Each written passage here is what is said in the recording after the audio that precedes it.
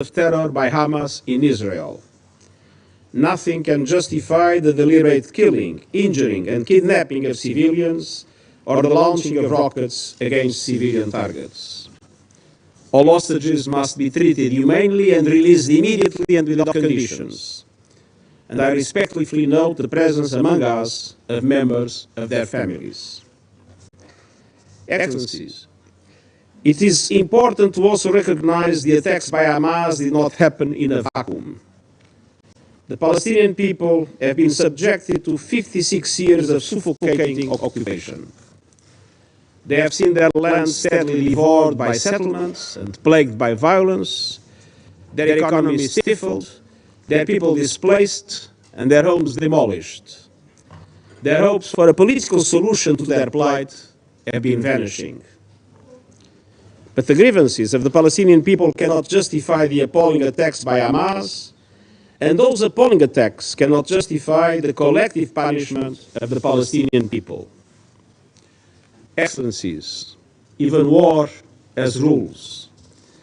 We must demand that all parties uphold and respect their obligations under international humanitarian law, take constant care in the conduct of military operations to spare civilians, and respect and protect hospitals, and respect the inviolability of UN facilities, which today are sheltering more than 600,000 Palestinians. The relentless bombardment of Gaza by Israeli forces, the level of civilian casualties, and the wholesale destruction of neighborhoods continue to mount and are deeply alarming. I mourn and honor dozens of UN colleagues working for UNRWA. Sadly, at least 35 and counting, killed in the bombardment of Gaza over the last 2 weeks. I owe to their families my condemnation of these and many other similar killings. The protection of civilians is paramount in any armed conflict. Protecting civilians can never mean using them as human shields. Protecting civilians does not mean ordering more than 1 million people to evacuate to the south, where there is no shelter, no food, no water, no medicine, and no fuel, and then continuing to bomb the south itself. I am deeply concerned about the clear violations of international humanitarian law that we are witnessing in Gaza. Let me be clear, no party to an armed conflict is above international humanitarian law. Excellencies, thankfully some humanitarian relief is finally getting into Gaza, but it is a drop of aid in an ocean of need. In addition, our UN fuel supplies in Gaza will run out in a matter of days, and that would be another disaster. Without fuel, aid cannot be delivered, hospitals will not have power, and drinking water cannot be purified or even pumped.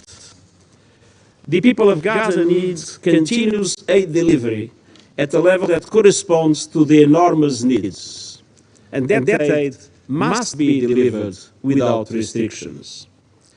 I salute our UN colleagues and humanitarian partners in Gaza working under hazardous conditions and risking their lives to provide aid to those in need. They are an inspiration. To ease epic suffering, make the delivery of aid easier and safer, and facilitate the release of hostages, I reiterate my appeal for an immediate humanitarian ceasefire. Excellencies, even in this moment of grave and immediate danger, we cannot lose sight of the only realistic foundation for a true peace and stability, a two-state solution. Israelis must see their legitimate needs for security materialized, and Palestinians must see their legitimate aspirations for an independent state realized in line with the United Nations resolution, international laws, and previous agreements. And finally, we must be clear on the principle of upholding human dignity. Polarization and humanization are being fueled by a tsunami of disinformation. We must stand up to the forces of anti-Semitism, anti-Muslim bigotry, and all forms of hate. Mr. President, Excellencies, today is United Nations Day, marking 78 years since the UN Charter entered into force. That charter reflects our shared commitment to advance peace, sustainable development, and human rights. On this UN Day, at this critical hour, I appeal to all to pull back from the brink before the violence claims even more lives and spreads even further. Thank you very much. I thank the Secretary General for his briefing. I now give the floor to Mr. Thor Venneland. Mr. President, Excellencies, members of the Security Council, I thank you for your sustained attention to the grave developments unfolding in Israel and the occupied Palestinian territory, particularly in and around Gaza. In light of the horrific violence of these past weeks, allow me to begin by expressing my most sincere condolences to the thousands of families in Israel, Palestine, and across the globe who are in mourning, in shock, and in profound pain. This includes the families of 35 UN staff killed in Gaza. The abhorrent attack launched by Hamas on 7 October and Israel's devastating, ongoing military operation in Gaza have taken a staggering toll on civilians and deeply shaken Israelis and Palestinians alike. As I told this council last week, and the Secretary General has just expressed, the events we are witnessing are unprecedented. They risk expanding to the wider region and may have profound long-term impact on the dynamics of the Israeli-Palestinian conflict. Mr. President, on the morning of 7 October, Hamas and other Palestinian armed groups launched a large-scale complex assault on Israel. The unprecedented attack saw an estimated 1,500 Hamas and Palestinian Islamic Jihad militants from Gaza infiltrate some 20 Israeli communities and military facilities in the Gaza periphery by land, sea, and air, while thousands of rockets were launched towards central Israel, including Tel Aviv and Jerusalem.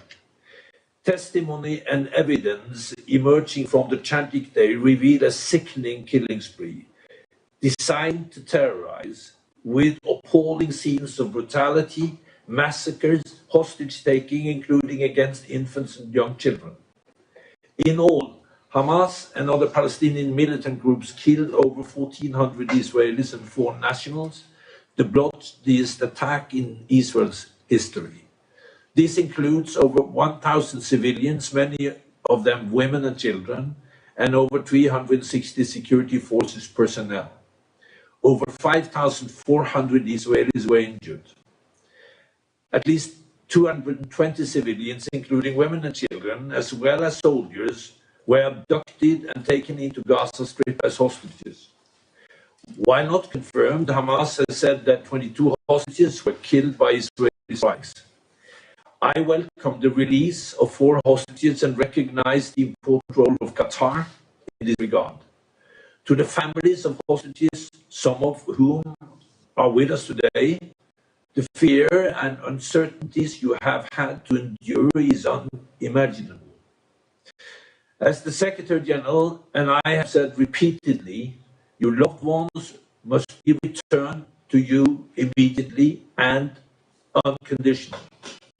Heavy fighting between Israeli forces and militants inside the Israeli communities continued until 10 October when the واصلت إطلاقا عشوائيا للصواريخ باتجاه إسرائيل من غزة بلغت حتى حيفا وليومنا هذا، وحسب المصادر الإسرائيلية فإن حوالي 7700 قذيفة قد أطلقت. السيد الرئيس، يوم الهجوم أعلن مجلس الأمن الإسرائيلي حالة الحرب للمرة الأولى في أكثر من 50 عاما لتدمير القدرات التشغيلية والعسكرية لحماس والجهاد الإسلامي. وفي اليوم ذاته فإن القوى الإسرائيلية بدأت قصفا مكثفا لما قالت إنه مواقع لحماس في غزة، وإن هذا الهجوم الجوي على القطاع توصل ليومنا هذا واستهدف 5000 موقع حسب قوات الدفاع الإسرائيلية. وفي 8 أكتوبر فإن وزير الدفاع أعلن الحصار الكامل على غزة مانعا دخول الأغذية كل السلع بما في ذلك الكهرباء والمياه والغذاء والوقود.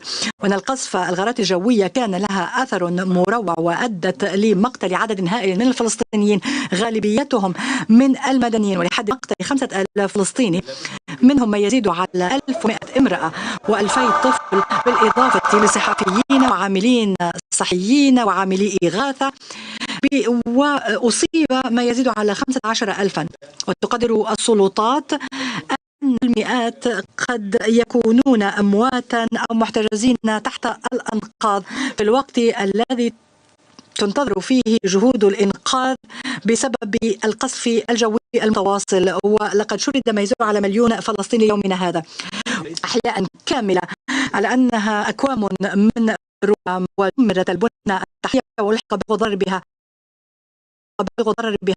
ومن الويل لدينا الأثر الإنساني. وفي هذا الضوء أرحب بتيسير مصر فتح معبر رفح في 21 من أكتوبر، وأجدد أن المساعدة الإنسانية يجب أن تصل بشكل آمن ومتواصل القطاع، وأثني على نداء الأمين العام لوقف إطلاق نار إنساني، وأن السيدة لين هيستينغز وهي المنسقة الإنسانية في الأرض الفلسطينية المحتلة ستبلغنا بشأن الوضع الكامل الإنساني بنيابة عن السيد مارتن غريفيثس وكيل الأمين العام لشؤون الإنسانية ومنسق الإغاثة الإنسانية. سيد الرئيس، إن خطر تدهور الأوضاع لما هو أسوأ في الضفة الغربية أو انتشار النزاع للمنطقة يظل عاليا. إن العنف في الضفة الغربية في القدس الشرقية والذي يتسم بمستويات مغلقة في الوقت الراهن قد زاد منذ اندلاع الحرب، ولقد فرضت السلطات الإسرائيلية مواجهات لعنف المستوطنين وهجمات الفلسطينيين ضد الإسرائيليين. ومنذ 7 من أكتوبر سكان غزة حصلت في مدن في الضفة الغربية انتهى بعضها بصدامات مع القوى الأمنية الفلسطينية. وفي الأثناء وعلى طول الخط الأزرق وفي ظل زيادة الخطابات النارية من كل الأطراف في الميدان، فإن تبادلا كثيفا ومتفرقا لإطلاق النار منذ 8 أكتوبر قد حصل. إن حزب الله وحماس والجهاد الإسلامي كلها أطلقت قذائف مضادة للدبابات وصواريخ باتجاه إسرائيل، وبلغت قوى الدفاع الإسرائيلي وواجهت القوى الدفاع الإسرائيلية ذلك بالمدفعية والغارات الجوية، بما